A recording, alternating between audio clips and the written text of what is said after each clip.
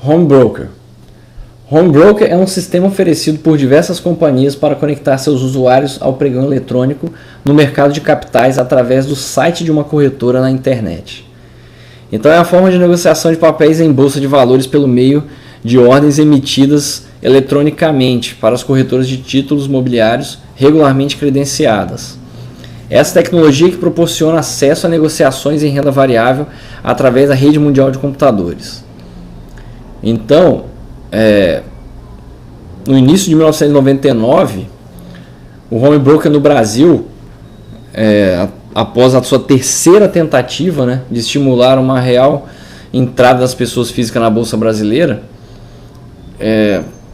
a Bolsa introduziu o Home Broker aqui no Brasil, tentando democratizar assim o mercado de capitais do país.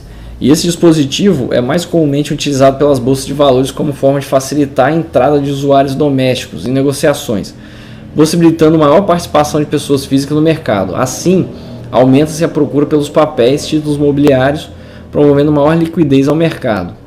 Mas a grande verdade é que a bolsa estimula as pessoas a ficar operando, porque ela ganha com taxas e as corretoras ganham com as corretagens. Então ela estimula a pessoa a ficar girando o patrimônio. E no final das contas elas vão ganhando com isso e as pessoas vão perdendo todo o seu dinheiro para os intermediários, que são eles, impostos para o governo e para a contraparte, que geralmente são os grandes investidores que conseguem lucrar à custa desses domésticos, as pessoas que estão em casa, compraram um computador e acham que vão viver de bolsa através do home broker da corretora. Então muito cuidado, o home broker ele é muito bom para você mesmo poder comprar. Abaixou o preço da corretagem, porque antes você tinha que ligar para lá, para a mesa de operações. Só que por outro lado, estimulou a pessoa a ficar girando, olhando o preço das ações toda hora, a variação de preço, e ficar desesperado e ficar vendendo. Então a pessoa, como diz o Warren Buffett, compra uma fazenda, não fica olhando o preço que ela está amanhã. Compra um terreno, não fica olhando. Compra um apartamento, não fica olhando o preço. Mas ações não, ele compra hoje, amanhã já está olhando o preço. E se ela caiu, ele acha que a empresa piorou. E não tem nada a ver. Então o home broker, na verdade, é uma ferramenta que era para ajudar, mas ela acaba sendo a ferramenta que leva muitas pessoas a perderem muito na bolsa de valores.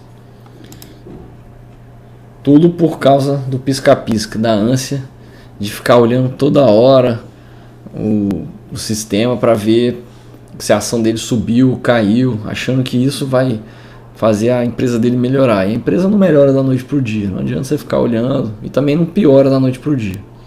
Então, não precisa ficar olhando o home broker toda hora, cotação. Inclusive, quanto menos você olhar, melhor. Mais você vai ver, se você olhar a bolsa uma vez por ano, você vai ver ela caindo menos vezes do que quando você olha todo dia. Então, quais são os riscos de mercado envolvendo um investimento em ações? As ações, como são consideradas ativos de renda variável, elas não têm garantias, das partes envolvidas. Então, a rentabilidade dos investidores é obtida através do pagamento de dividendos das empresas, ou dos proventos, ou até mesmo do resultado do caixa do exercício atual, como também pela valorização ou desvalorização das ações no mercado, e que também pode gerar um ganho eventual, mas do aumento do patrimônio também da empresa. Então essa valorização ou desvalorização dos papéis é um dos fatores que as pessoas ficam olhando, sabe? E acha que esse fator é o que determina se a empresa vai ser boa ou não. Mas só que isso é renda variável. Renda variável é assim mesmo, depende do humor do mercado. Se está em crise, o mercado tende a vender as ações e aí vem aquela queda. Aí depois volta, todo mundo fica eufórico, começa a comprar de novo.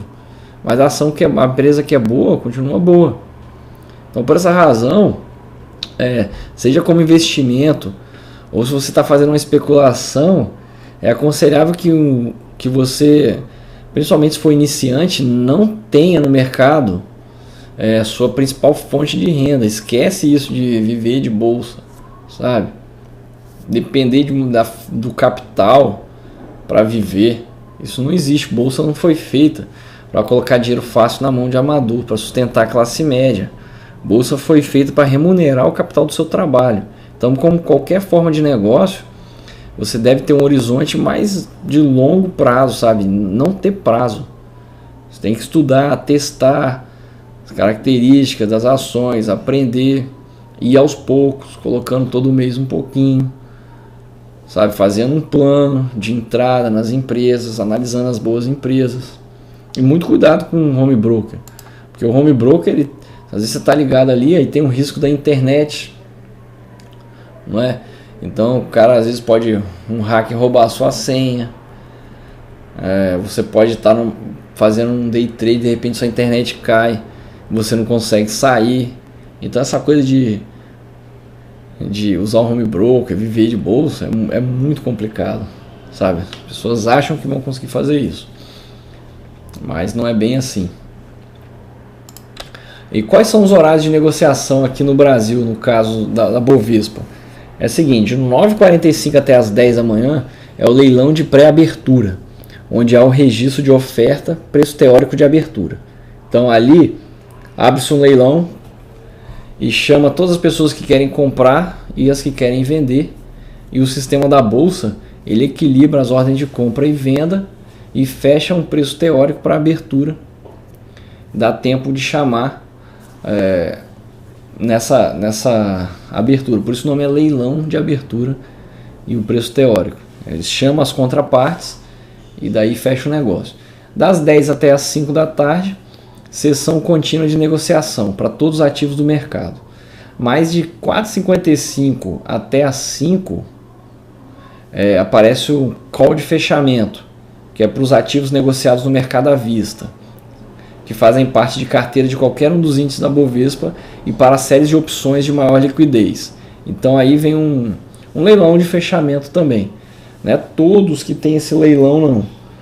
Tem alguns ativos que já fecham direto, mas as ações da bolsa e também as opções de maior liquidez fazem um leilão para fechar um preço teórico também de fechamento, equilibrando a contraparte, os compradores e os vendedores. E aí de 5 até as 5h30 fica sem negociação, apenas índice futuro, dólar, que vai fechar lá para 6 horas da tarde. Inclusive eles abrem às 9 da manhã também, abrem uma hora antes das ações normais. Mas as ações mesmo depois só volta a abrir às 5h30 até às 6 da tarde, que é o chamado aftermarket. É onde aquelas pessoas que não tiveram como comprar no horário da sessão normal, tem mais uma chance de ir lá e comprar ou vender suas ações. O aftermarket tem algumas regras, por exemplo, não pode variar muito o preço, não pode oscilar mais de 2%, tanto para baixo quanto para cima, do preço de fechamento lá do dia. Então tem apenas algumas regras para o aftermarket, mas você pode comprar ou vender suas ações também.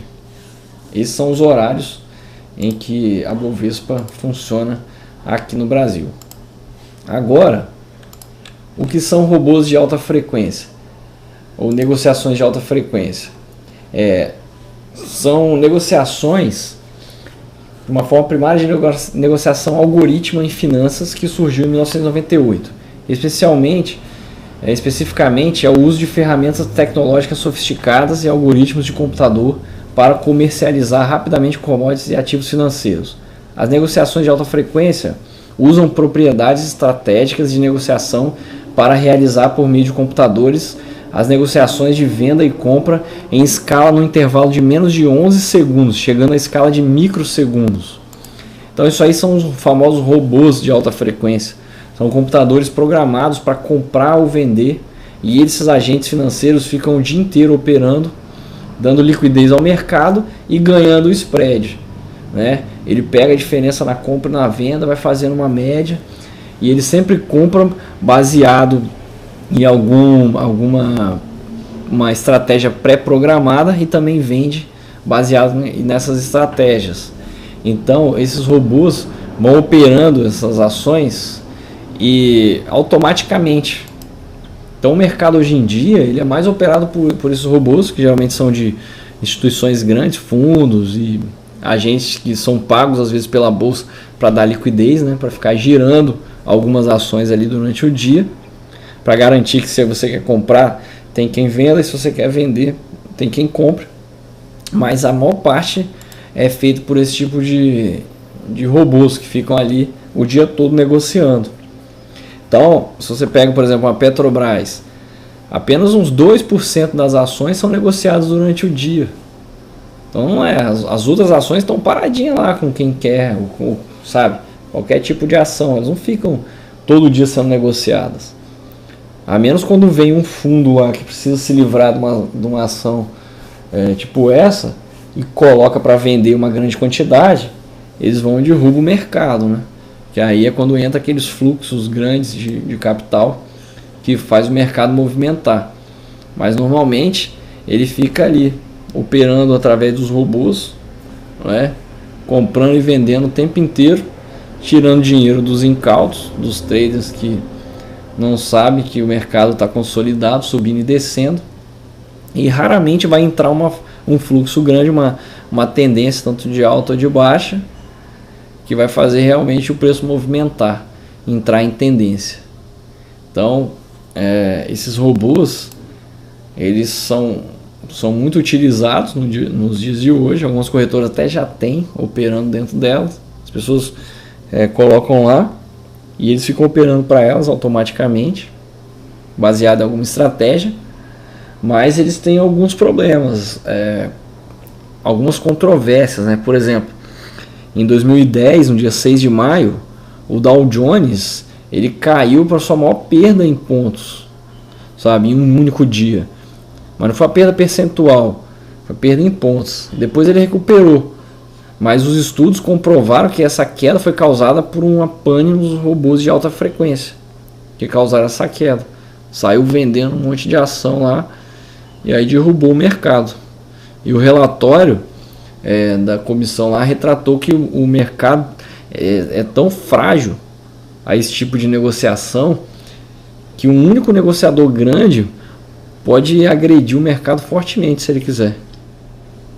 Então aqui na Bovespa tem um sistema que trava. Se a bolsa cair mais, se eu não me engano, de 10%, se eu não me engano, a bolsa inteira, a Ibovespa, acho que ela para as negociações. E as ações também, quando cai muito, a bolsa trava e entra em leilão para dar tempo de formar a contraparte.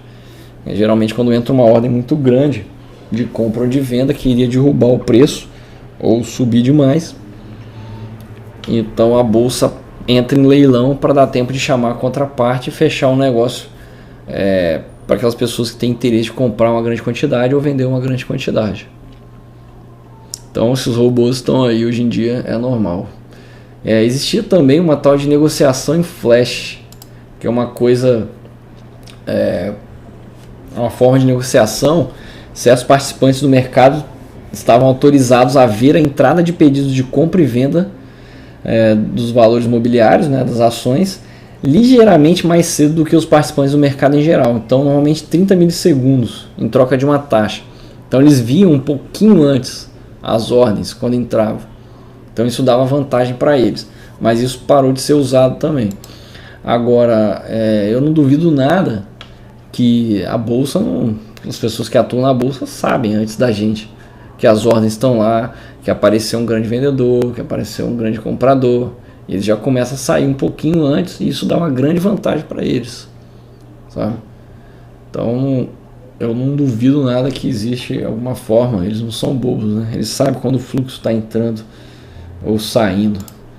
O que são as plataformas de negociação avançadas? Normalmente os sites ULLDMA, que atualmente podem lidar com grandes quantidades de volume e se vangloriar de velocidades de execução de ordens de ida e volta de 10 milissegundos ou menos. É como se fosse um home broker mais avançado, mas não é bem um home broker, é uma plataforma de negociação. O home broker ele é ligado à corretora, da corretora vai para a bolsa, e depois volta para a corretora e volta para você. Então isso aí já dá um atraso. Mesmo que seja rápido, dá um certo atraso na sua ordem, até que você envia a ordem, vai lá e volta. As plataformas de negociação avançadas normalmente são ligadas diretamente. Então você chega mais rápido, né? A sua informação chega mais rápido para você. Então dá tempo de você, milissegundos, né, a menos, mas já faz alguma diferença para os traders que são profissionais. Isso é importante. Uma outra coisa é chamada de inside trading. O que é inside trading? Está falando aqui de formas da pessoa conseguir se dar bem com algumas vantagens, né? O inside trading é a negociação de valores imobiliários baseada no conhecimento de informações relevantes que ainda não são de conhecimento público, com o objetivo de oferir lucros e vantagens no mercado. É a famosa informação privilegiada, né? Então a pessoa de dentro da empresa, ela tem conhecimento dos balanços ou de algum fato envolvendo a empresa ou os controladores, e eles se apoderam disso e se aproveitam disso para oferir lucros, saindo, entrando ou dando essa informação, vendendo, né, no caso. Eles nunca vão vendendo essa informação para outros operarem e ganharem dinheiro com essas informações. Por isso que informação de jornal, notícia de televisão, de site, isso aí nunca vai fazer você ganhar dinheiro, porque notícia no mercado financeiro é a coisa mais cara que existe. E sem falar que é um crime, né? Isso aí a gente vai ver depois, é um crime. E as pessoas que fazem, a CVM pode fiscalizar e condenar também. A pena é de pagar até 3 vezes o que eles lucraram, ainda ficar preso também por algum tempo. Mas a questão é o seguinte: a pessoa, ela sabe daquela informação, então ela passa isso para os outros. Eu acredito que todas as informações, as pessoas que têm interesse, que são grandes investidores, eles têm antes da gente também, porque o gráfico, ele parece que mostra antes da notícia sair. Então quando a notícia sai, o gráfico já tinha precificado aquilo antes. Isso é um sinal de que alguns agentes que fazem diferença no mercado, pessoas, grandes investidores, eles tinham conhecimento daquilo antes, não é? Só que é difícil pegar. Então mesmo um inside trading, a CVM tem que fiscalizar para conseguir pegar. Teve um caso de um tal de João Luiz Coelho da Rocha, né, no artigo dele, que ele escreveu algumas mudanças na lei acionária. Ele publicou assim na revista Direito Mercantil: sobre a perene questão do inside trading, agora há dispositivo adicional no artigo 155, parágrafo 4, em que se considera tráfico indevido e afronta ao dever de lealdade o uso de informação relevante ainda não divulgada por qualquer pessoa que ela tenha tido acesso, com o objetivo de oferir lucro ou vantagem no mercado para si ou para o trem. Então tanto faz se você obteve lucro para você ou para outro com aquela informação privilegiada. Assim, temos que o tipo legal ora criado vai compreender na sua vertente do sujeito ativo não só diretores, conselheiros, acionistas, mas ainda gerentes, empregadores e prestadores de serviços que tenham ligações, conhecimento antecipado com a companhia. Então constitui uma prática de inside trading, pois o uso indevido de informações privilegiadas, vale dizer a realização de operações no mercado a fim de obter vantagem e lucros a partir do conhecimento prévio exclusivo de informações relevantes. Comumente as informações são obtidas por algum empregado ou dirigente da empresa a que concerne a negociação, o qual age assim como insider. Então é aquele cara lá de dentro da empresa que sabe de tudo. Então ele toma conhecimento e busca lucro. Teve alguns casos aqui no Brasil também, mas nos Estados Unidos o caso... teve também casos famosos lá de pessoas que se apoderaram, né, disso daí e depois foram pegos pela SEC, né, que é a Comissão de Valores Imobiliários deles lá. Então isso aí é um pouco sobre o que é inside trading, informação privilegiada. Lembrando que é ilegal e qualquer informação que chegue para você ou está atrasada ou está errada, porque informação no mercado financeiro é a coisa mais cara que existe e ninguém ia dar de bandeja assim para você.